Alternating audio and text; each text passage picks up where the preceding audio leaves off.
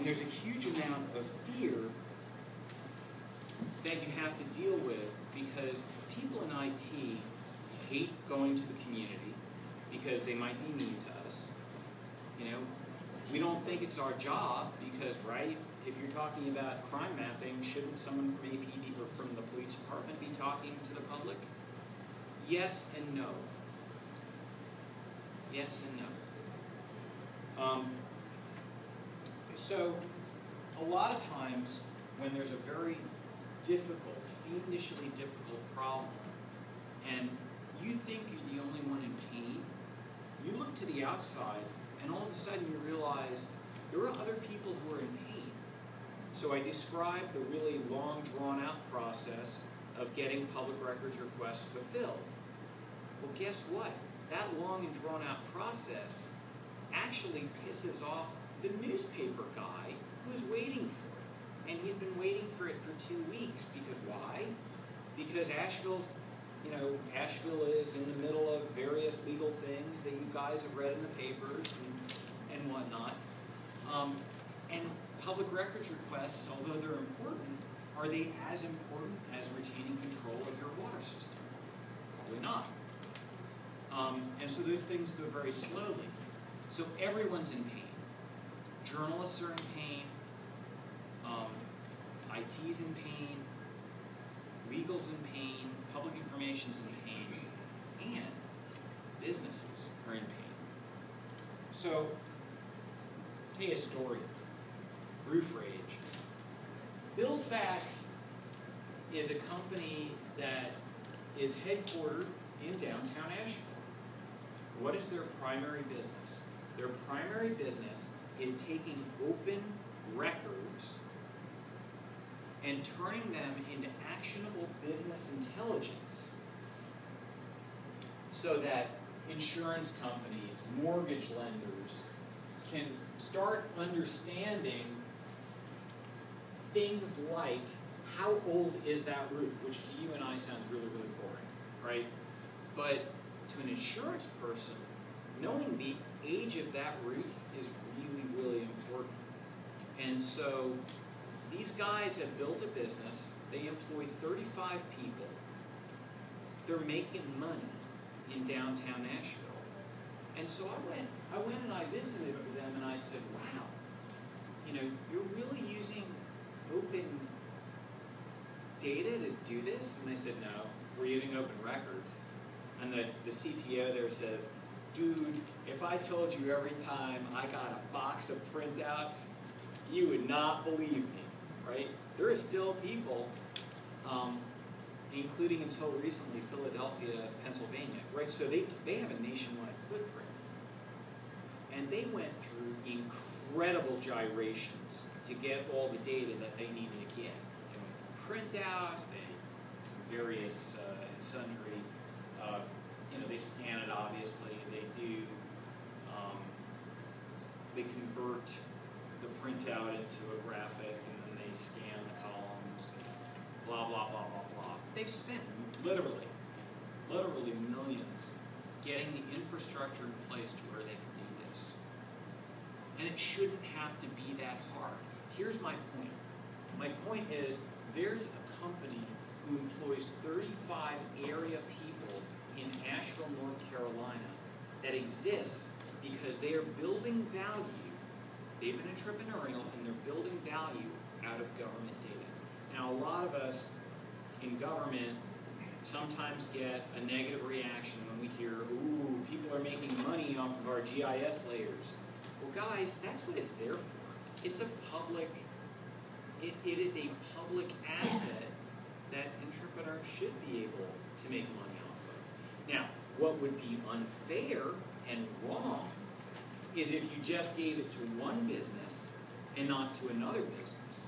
That would be unfair and wrong. But that's basically what's happening because small companies cannot muster the kind of intestinal fortitude to deal with this BS of boxes of printouts and waiting for months to get the data.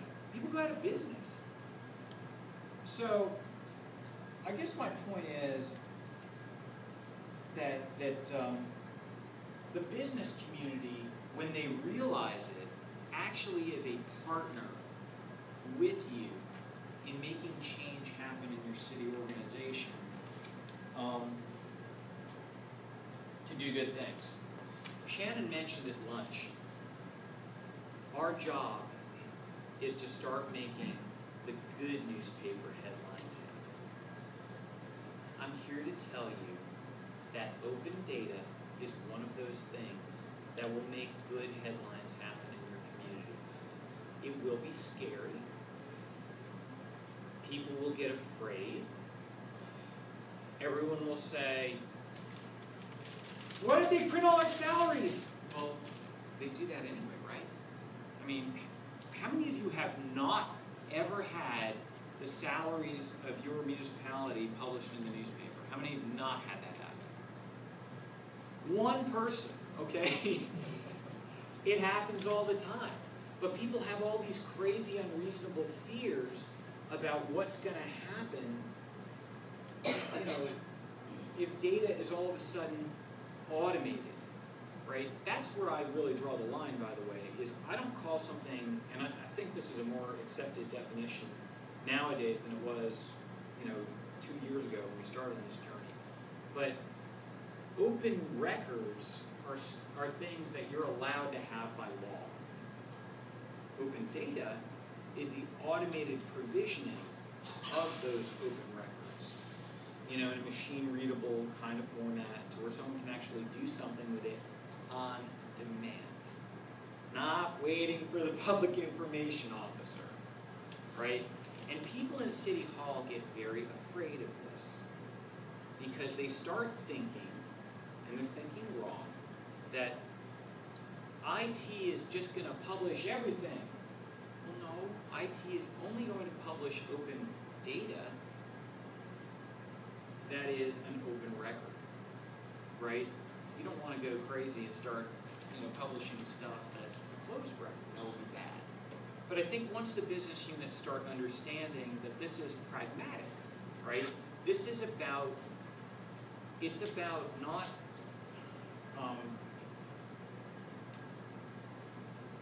it's about not having to do what I was talking about earlier. You know, every time you want a tire, you know, getting rubber from the tree, just automating. It's just automating stuff that you already have an obligation to do.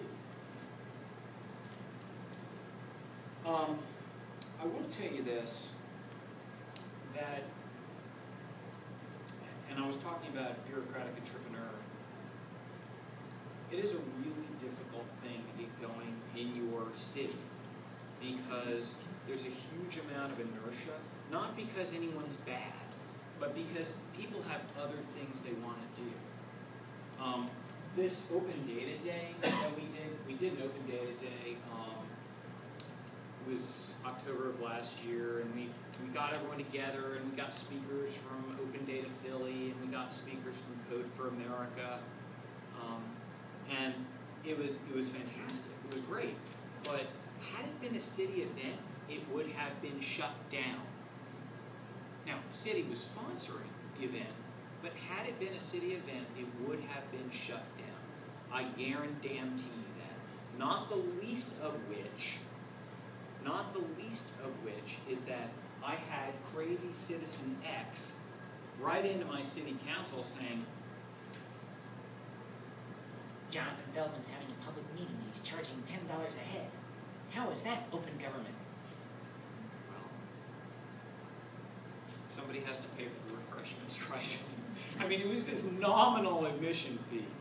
But because it really and truly was a group of organizers in the community, I was able to say, you know, our role, we support and foster this. We think this is a good idea. But it's really a community effort that's being put on. We had the entrepreneurial group in town called Venture Asheville that was involved. We had our broadband provider involved, right? I mean, data needs transport, so they were really excited about it. We had BuildFax involved, right? Because they obviously have a stake in the ground to see more open data. And Chamber of Commerce got involved, and just honestly some private citizens who thought this was a great idea got involved. So there were a bunch of organizers, right, along the lines of Startup Weekend. And so I have to underline that 3 times, because I think when you start doing these activities and you're the only dude in City Hall who's saying this is a good idea, it's pretty easy for people to say, well, nobody wants that, move on. And then you lose your, I think, would lose your permission to go into the community and start talking to people about it, all right? Because you've already been told, don't do it. So far be it for me to say, ask for forgiveness, not for permission, but you can draw your own conclusions. So I think it's important to also think to yourself, how is IT transforming in local government? You know, in this era where there's more and more cloud and more external service providers, what's IT's value add? You know? And I think one of IT's value add is that nobody understands municipal data like we do. And if IT can get out of the business of only we can program web portals and whatnot, and all of a sudden enables community groups and helpers to start doing those web portals and whatnot, all of a sudden IT is a much more valuable commodity, because IT has sort of extended itself through a volunteer network in the same way that your Parks and Recreation has a vibrant, or your library system has a vibrant system of volunteers. This is happening. I mean, do not take my word for this. You know, go to codeforamerica.org. This is an enormous ecosystem getting ready to explode.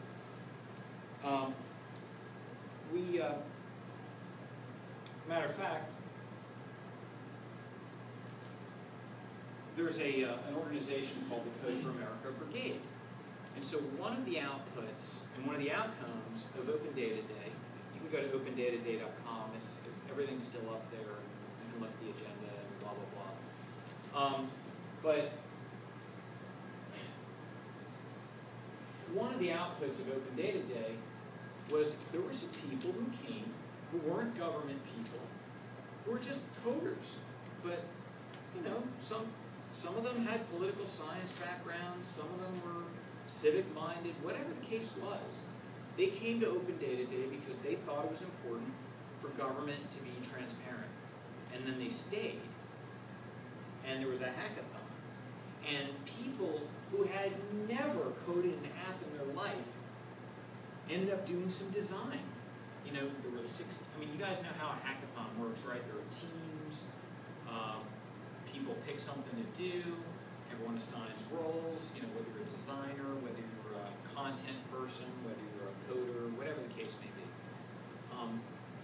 And so we actually got a finished app out of a half-day hackathon. And it was this, you know, go see the urban trail in Asheville. It's this neat little statuary artifact type of trail, you know, with Thomas Wolfe kind of things. Anyway, they actually coded an app and got it done. And so one of the outputs was folks formed a Code for America Brigade. A brigade is essentially a club where people who are civic-minded get together and say, what does our community need that IT is not providing? So the first, and I've probably told Chad this, but I'm not part of the brigade. Now, I'm about to sponsor one of their events, but I'm not part of the brigade because I don't believe in AstroTurf. You know, if something's grassroots, it's got to be grassroots. And so I've kind of stayed out of it, but there are probably about 14 to 20 people in the community who meet regularly, and they put together hack nights. They're about to do a National Day of Civic Hacking over there on the left. But prior to doing that, they got together and they built a budget transparency application. One of the beautiful things here is that when one municipality does something, codes something, another municipality can use it. Or another hacker group, not bad hacker, but another coder group can start, taking that code base and fork it on GitHub and make it work for that community. This is a beautiful thing. This is what Nickel Jesus is all about, right? Sharing. I just got back from Greensboro on my way here, and I looked at some things they were doing there. We've got to be doing that as local government people. How many of you had your budget go up this year? Nobody. How many of you had your budget go down this year? How many people had it go down last year? Okay? We need help. And we can get help. Because there are a lot of people out there who actually do care. I will tell you this, I don't have all the answers. When they did that budget transparency app, I was not there. I did not listen to the conversations. But my impression is that our folks in budget were afraid. I think they were afraid. And in particular, I know that they were very concerned that the budget data not just be presented on its own without the accompanying budget book, right? Because, and I actually was a bridge, I was an interlocutor between the Code for Asheville people and the budget office. And I said, well, Code for Asheville people, that is a very reasonable request, because you would never release an annual report, for a corporation without the notes accompanying the financial statements. You would just never do that, because you have to explain what exactly is going on. And so they agreed to do that. There is not, I'll be totally honest with you, there is not 100% excitement. I think there's acceptance. I think for instance, our public information officer is like, hooray, we have open data, this is great. I don't have to do all these crazy record requests. She's loving it, okay? And we're getting more and more of our requests fulfilled that way than not. But I think when you talk about people doing budget, and when you're talking about people in departments releasing financial data, how are they spending taxpayer money, they're very afraid that somebody's going to play gotcha games with that. But I'm here to tell you,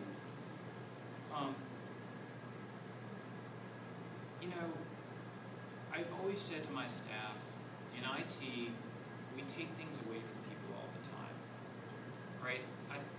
The metaphor I use is there's a jar of marbles, and every time we block someone's website, we're taking a marble out of the jar. Every time we tell them they can't use this app, we're taking a marble out of the jar. When are we putting marbles in? Is what I say to my staff. And so we try to put marbles in all the time. We led the way with BYOD, people love that, that was great. But I think that applies to open data as well. And your citizens.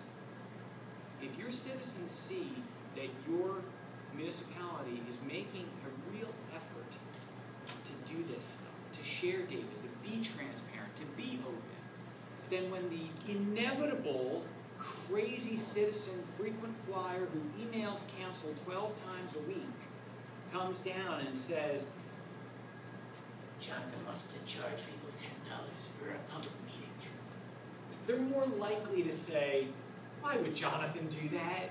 He's an alright guy. We know who he is. He's been to our meetings.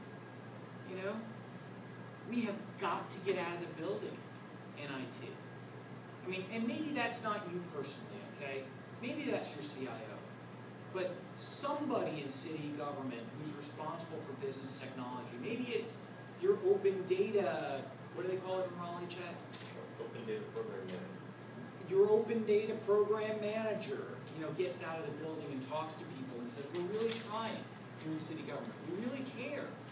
We want to do better. We know we're not perfect. That way, when that crazy dude comes along and tries to burn down your whole house of efforts, it's not going to be taken as seriously because you've been putting marbles in the jar. And you've got to put marbles in the jar. I just think we owe it to the people who pay our salaries, and in government, Jen Pahlka, if you haven't watched Jen Pahlka's TED Talk, P-A-H-L-K-A, her name is Jen Pahlka. She is the founder of Code for America, and she has a beautiful, beautiful talk about what citizenship should be. And she says, I love cities because they're our government. And she says, government isn't them, it's us. It's all of us. It's we the people. I mean, how many of you guys could be making, 50% more salary if you went to the private sector? I did it for a long time. And at the end of the day, I ended up hating myself because I would bust my ass, go to bed late, wake up early. So why?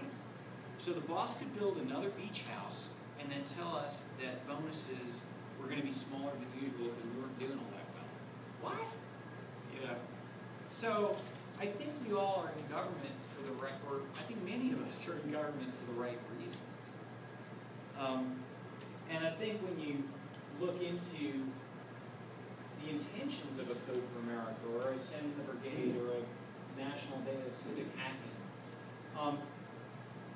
I don't think it's a bad thing. I think it's a good thing, and I think we've got to get out of the fear zone. Next steps. You may or may not be aware, but President Obama, about a week ago, maybe a week and a half, issued another executive order. And the executive order was all federal agencies need to start making their government data open and machine readable. So no more boxes and printouts. It's got to be open, it's got to be machine readable. And I think that has to do with procurement, when you do new systems. It's kind of like, remember Vivek Kundra said cloud first? The reading I've done seems to indicate that this is more of an open data first type of policy. And state and local government is not bound by this executive order, right? Because there's sort of state sovereignty and blah, blah, blah. So what are we going to do about it? I think we need to do something. And I think a good place to start, a really good place to start, would be getting together boilerplate template language that we can start dropping into procurement, RFPs, RFQs, and so on. I think that's a great place to start. I think another great place to start, go visit with your, programmer societies. Go, talk to your IT professional organizations that aren't government. Somebody's interested in this. I guarantee you.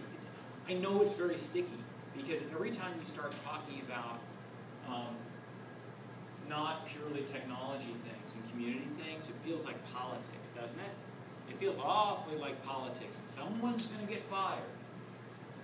Don't play politics. It's not what I'm saying.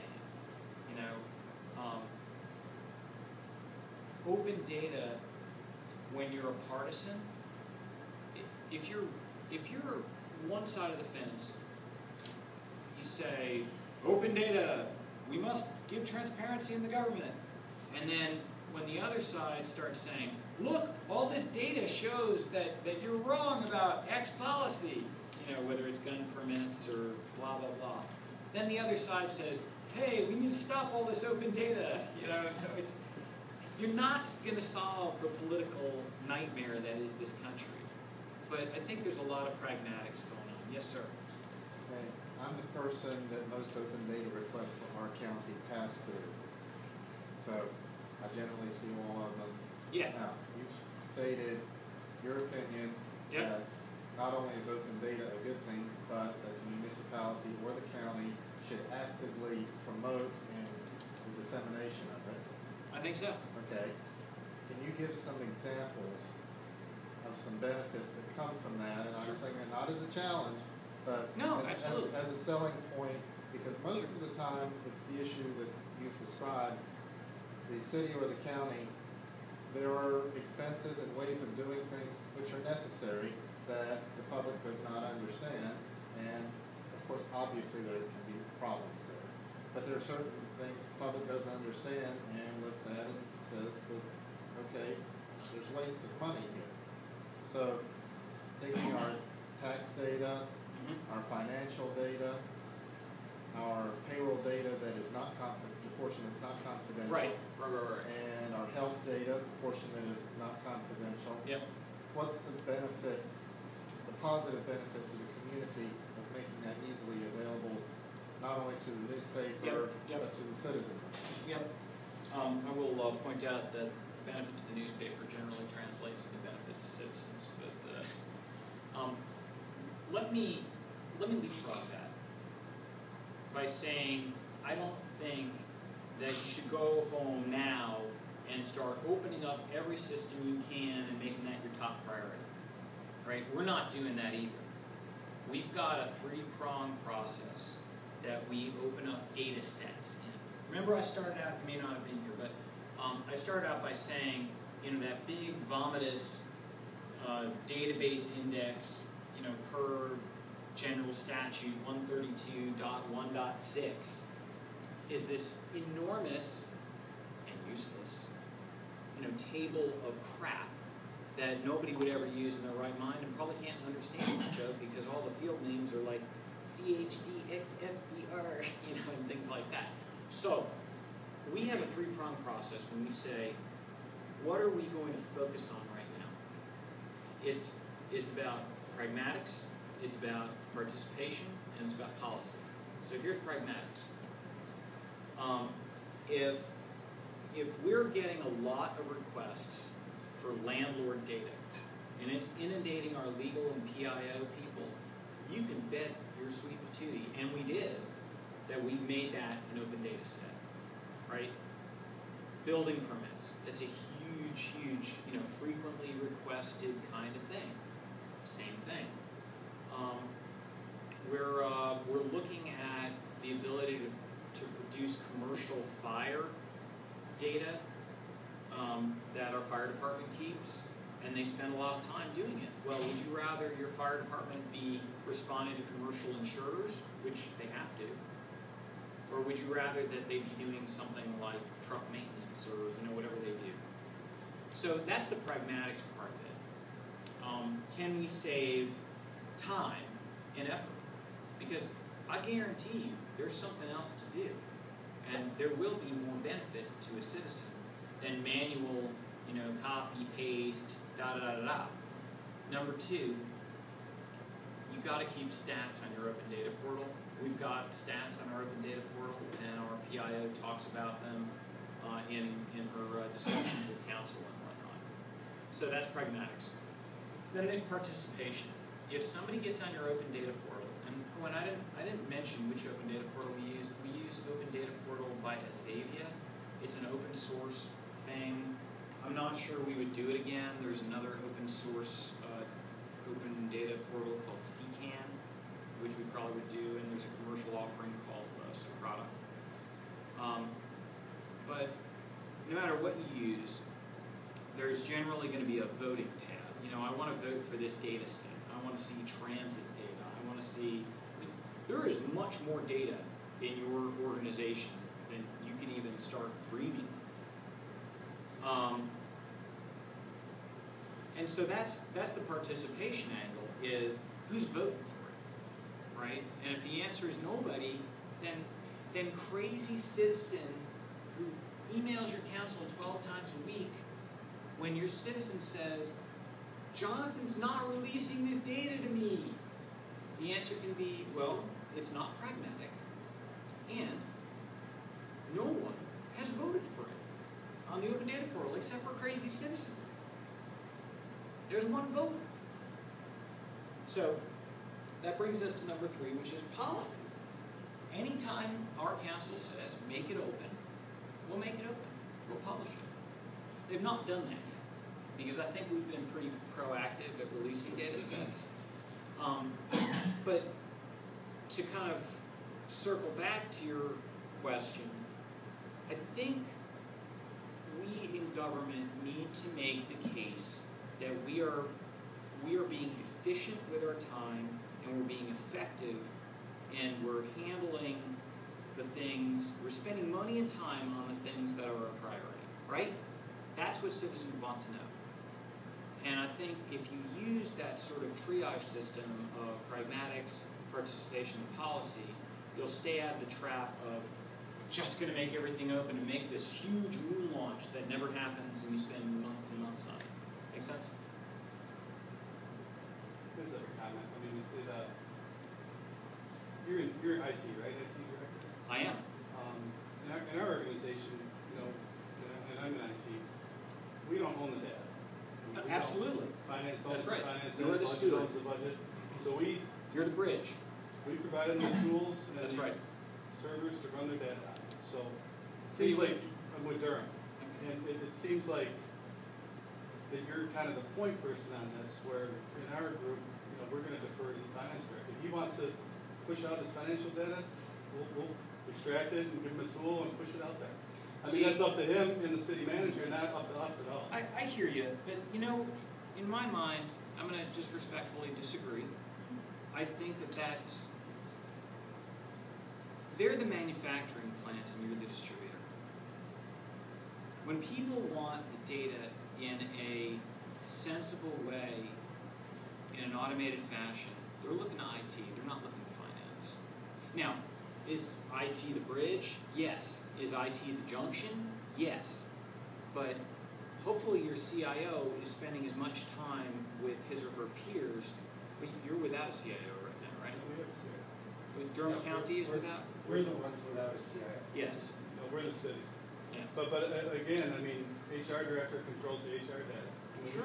We don't control No, that. listen, if we were to push go out back to HR slide, data, right, we go should back go to into jail. slide number 1, and slide number 1 is, you know, open record is very different from open data. Your HR director does not get to say whether she or he is going to release a record, nor does your finance director. They don't get to say that. There's something called state law. Yeah, we have the argument, the relative comment that, Yeah, that please. you know, we tend to say finance owns that data, or utility rates owns that data, but They do own there's it. an argument, well, not really. I mean, the Citizens own it, that's right. So They're that's the the stewards of that data in the same way that we're the stewards of the system. But Yeah. what we've done is we have a working group of like, different people in the different departments. Yes. And including some citizens, some of the like civic keys. And we meet once a month to kind of determine what our priority data says, what's okay to release. That's a great idea. I may start doing that. But you're doing that in cooperation with the finance. Yes. department. Yes, of course. I mean, If I'm not going up there the with finance a director says fire we're not axe. releasing any data, then case closed. We're not. No, case not closed. Well, Case not closed. Because, no, wait a minute. There's something called leadership that if you're the CIO and someone is doing something illegal or unethical, you take action. And when someone says we're not releasing the data, no matter what, they're doing something that's against the law. Well, I mean, I'm just saying that I'm sure my CIO is not going to go out on his own releasing data without Sure. the city No, manager absolutely and not. finance No, directors. over right. there. To that point, totally That's all agree. I'm saying. Yeah. And so, I mean, so as far as this for our city, we're looking to the business units to push it out. You know, and if there's reluctance on the business unit, whether it's HR or finance, then we're not gonna push them to do it. Sure, What please. helped us, Good discussion. we have that constant argument internally as well. And what opened the floodgates for Raleigh was to build a portal, kind of like Nashville's doing, was having city council pass the open data, open source policies. Yeah. Or, so once that happened, which says, you know, we would prefer open source software if possible. Right. We will have a website where you can download data. And it's just a one-page document that we're going to put on GitHub soon. But that, then since city council said, okay, we're going to do this. That's the policy. CCIO now. That's right. It's kind of helping with the argument to, you know, different parts that don't want to release the data or are scared. Totally agree. Totally Well, agree. I'm on board with that. I mean, Yeah. you get a council Yeah. pass an ordinance saying we're gonna do this, and certainly the department's gonna fall in line, what are they gonna, they're gonna say? That's the game changer. Yeah, I mean, so all I'm saying is that in our situation, we don't have at the very top, at the council, city manager level, at this point, a push to do this yet. Yeah, I mean, Yeah. you know. Yeah, I mean, it's coming. As you do it, and as Raleigh does it, you know, I think it may be coming, It's but I coming. guarantee you, we'll do it in a controlled fashion. We won't just dump a database out there where people No. don't understand the field. Absolutely not. We're gonna- Yeah, that would be the wrong way to We're do gonna it. control it, and. Although you're in violation of 132 1.6. Well, I mean, I if could you put don't it- have a database index out there. Well, you know, but I mean, you get, it's confusing, because then these coders are gonna present misinformation, because they're not gonna understand the different budget fields. There might be 6 different budget fields that That's all right. say original budget 1, original budget 2, original budget 3. Well, Right. which one's the right one? Exactly. Well, Yeah, Well, that's that's exactly where right. you need the business unit to guide that and say, pull this one, pull this one, pull this one. So. Totally agree. Yes, sir. I got a question that you alluded to earlier. We in Durham County have been talking with Gov, Luke, and a bunch of other folks, City of Durham, Raleigh, other triangle communities about this. We've had some meetings where we're sitting in, this last one was our IT conference room. We have Durham City, Durham County people, we have public citizens, we have elected officials, we have school officials, and we have people from municipalities out of town. Yeah. At what point does that become a public, Meeting. That's a fascinating question. Interesting. and then has to be treated as a public meeting? I- And we have elected officials. Right. I think elected officials is the test, right? Yeah, I think Steve elected- Scholl was sitting there, that's kind of what kind of, Yeah. No, I put my mind to it. Right, so our city attorney always, cautions us, you can't have 3. Anytime you have 3 out of our board, it basically constitutes a council meeting. Well, I'm That's aware not of good. our board, Yeah. but how about just general people, when you get the public and various officials, Mhm. has there been any kind of line in the sand where we should be careful? Well, the way that I have preferred to do it, as I said before, has been to, have individual conversations with folks in the community. And then, if there's an organization, that's not, so Code for America and Code for America Brigade and Code for Asheville, those are organizations outside the city of Asheville, right? In the same way that, say, the Friends of the Nature Center are, or the same way that Friends of the Library are.